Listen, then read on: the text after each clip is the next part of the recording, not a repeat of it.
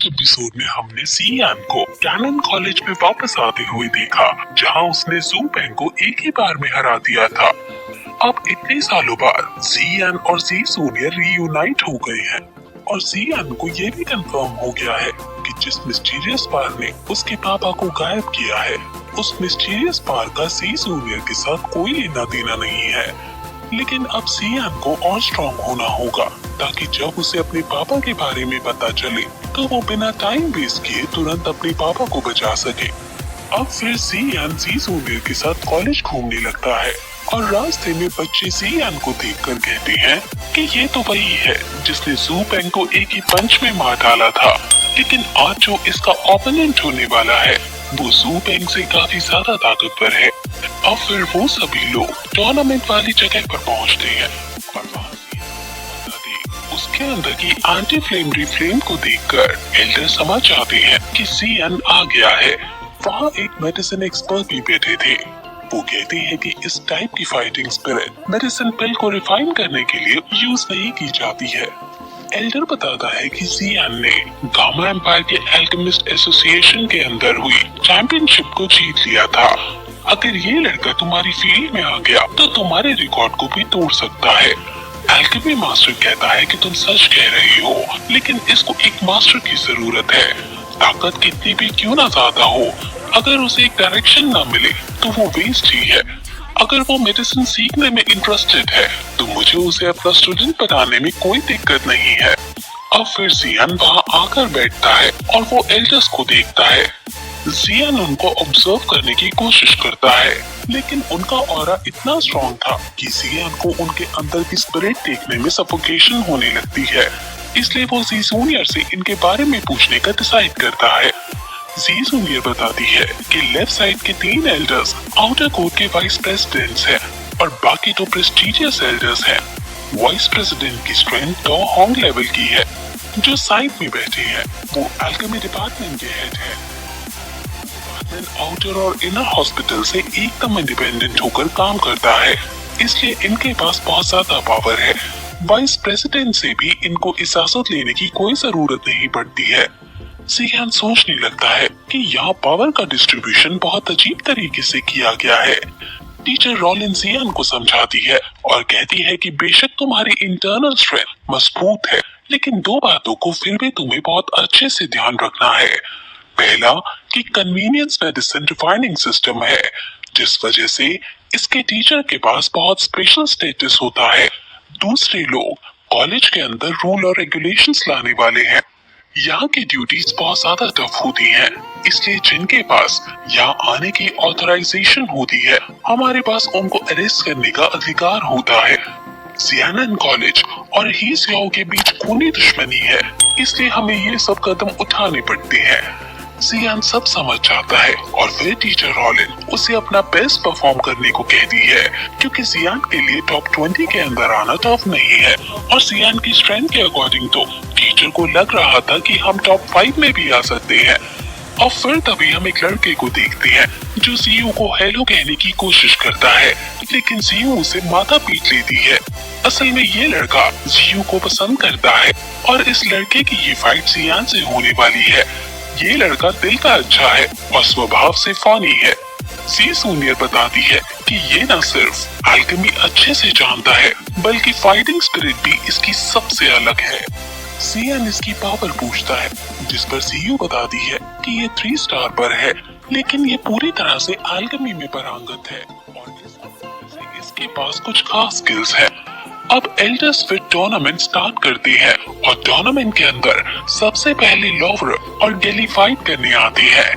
इनमें से एक के पास फायर की स्पिरिट थी तो दूसरे के पास आइस की, और दोनों ही शुरुआत में एक दूसरे पर भारी पड़ रहे हैं। इनकी फाइट देखने लायक है, क्योंकि ऐसा लग रहा है मानो तो मेनलैंड के सबसे ताकतवर योद्धा आमने सामने आ गए हैं, क्योंकि ये दोनों ही मेनलैंड की सबसे बड़ी यूनिवर्सिटी के one of the best students हैं। अब फिर फाइट करते करते लॉवरी जीत जाता है। सियान सोचता है कि सियानन एकेडमी बहुत ज्यादा शक्तिशाली है अगर मेरे टीचर ने मुझे ट्रेन नहीं किया होता तो आज मैं यहाँ सबसे पीछे होता। यहाँ सब जीनियस है और अगर मैं खुद से अभी कल्टीवेट करने की कोशिश करता तो इनके बराबर कभी ना पहुँच पाता। जियान सोच में पड़ जाता है कि आखिर यहाँ किस तरह की ट्रेनिंग होती है। क्या एकेडमी इनको इतनी हार्ड ट्रेनिंग कराती है कि इनको ब्लैक कॉर्नर तक पहुँचा देती है। टीचर रॉलिन बताती है कि हालांकि ये डेंजरस है, इससे कई सारे टैलेंटेड बच्चे हमसे खो जाते हैं, लेकिन जो स्टूडेंट्स लाइफ एंड डेथ को फेस करके वापस आ पाते हैं, वो चाहे टेम्परामेंट हो या फिजिकल स्ट्रेंथ, वो हर चीज में स्ट्रॉन्ग हो जाते हैं। सियान ये सब सुनकर हैरान है और कहता है कि लूमो और बाकी लोग नए टेरिटरी में अकेले जाकर आए हैं। अब अगला मैच लूमो और जियान का है। इसका असली नाम लूकी सेनपाई है, लेकिन सभी उसे लूमो बुलाते हैं। सभी को ये लग रहा है कि लूमो जीतेगा क्योंकि स्यू बेंग तो चलो कमजोर था, लेकिन लूमो अल्केमी डिपार्टमेंट का सबसे स्ट्रॉन्ग स्टूडेंट है। यही बात टीचर रॉलिन जियान को समझाती है और कहती है कि तुम्हें ये जीतना ही होगा क्योंकि तभी फिर बाइशन वाली परेशानी से तुम बच पाओगे। सीयू भी कहती है कि मैं भी तुमसे नाराज हो जाऊंगी अगर तुमने उस एनोइंग बच्चे को नहीं हराया तो। अब जियान आगे बढ़ने लगता है और बाइशन जियान को देखते हुए कहता है कि आखिर तुम कैसे मेरे होते हुए जी जूनियर को पा सकते हो। वहीं दूसरी तरफ हम उस लड़की को देखते हैं जो जियान पर चुपके से नजर बनाए हुए है। लूमो को सब चीयर करने लगती है और ये देखकर लूमो खुश हो जाता है और सभी को धन्यवाद कहता है और सीयू को भी फ्लाइंग किस देकर कहता है कि मैं तुम्हारे लिए जियान को हरा दूंगा।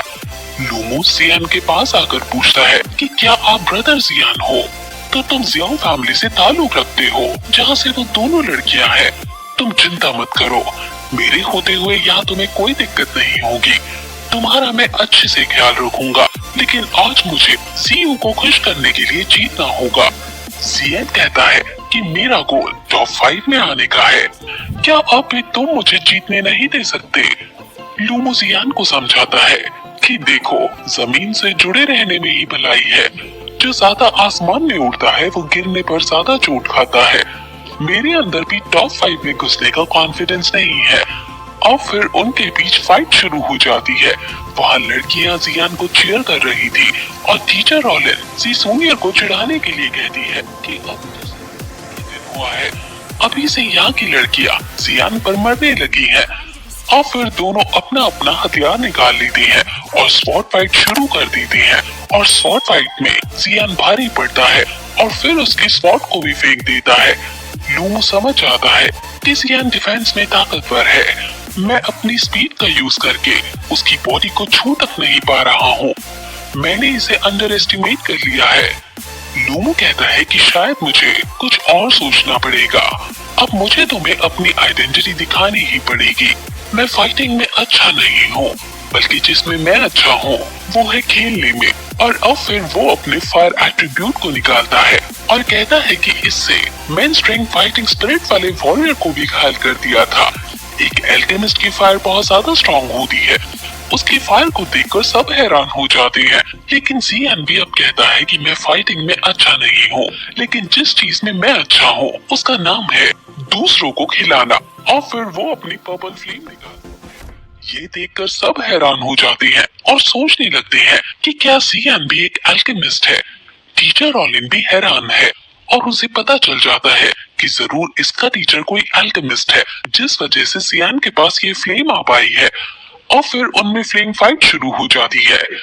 लूमो का अपनी फ्लेम के ऊपर बहुत अच्छे से कंट्रोल था और जियान भी अपनी फ्लेम को कंट्रोल में लाकर उस पर हमला करता है और उनमें फाइट शुरू हो जाती है। और फाइट के दौरान लूमो एक बहुत बड़ा सा ब्लास्ट करवाने में सक्सेसफुल हो जाता है, लेकिन तभी वो देखता है कि जियान की फ्लेम्स ने उसे नीचे से पकड़ लिया है और ये देखकर वो हैरान हो जाता है और वो समझ जाता है कि जियान ने अपनी फ्लेम 2 भाग में स्प्लिट कर ली थी। एक भाग तो सामने से लड़ रही थी और दूसरा भाग मुझे नीचे से बांध रहा था। ऐसा करना तो खुद उसे भी नहीं आता है। जियान कहता है कि तुम अब यहाँ से निकल सकते हो, इसलिए भलाई इसी में है कि तुम हार मान लो। लूमो छूटने की काफी कोशिश करता है, लेकिन जब वो नहीं छूट पाता तो वो हार मान लेता है। जियान कहता है कि अगर मेरे पास मेरी फ्लेम्स ना होती तो तुम मुझे हरा ही देते। तुम सच में एक अच्छे वॉरियर हो। वो फिर कहता है कि कोई बात नहीं, और वैसे भी इसमें शर्म कैसी, तुम मेरे होने वाली फैमिली से ताल्लुक रखते हो और अपने फैमिली मेंबर से हारने में कोई शर्म नहीं। वो ऐसा जियो की वजह से कर रहा था। सभी लोग जियान को चीयर करने लगते हैं और जियान जी जूनियर के पास जाता है और फिर जियान देखते देखते याद करता है कि कैसे जी जूनियर हमेशा से उसका साथ देती आई है। जब जियान कमजोर था तब भी जी जूनियर हमेशा जियान का साथ देती थी, और आज इतने सालों बाद भी जी जूनियर जियान के साथ है। अब जियान को पता नहीं चलता कि कब उसने जी जूनियर का हाथ पकड़ लिया है, और टीचर रॉलिन खांसी मारकर कहती है कि तुम्हारे बीच जो भी रिश्ता है उसे पब्लिकली शो करना अच्छी बात नहीं है।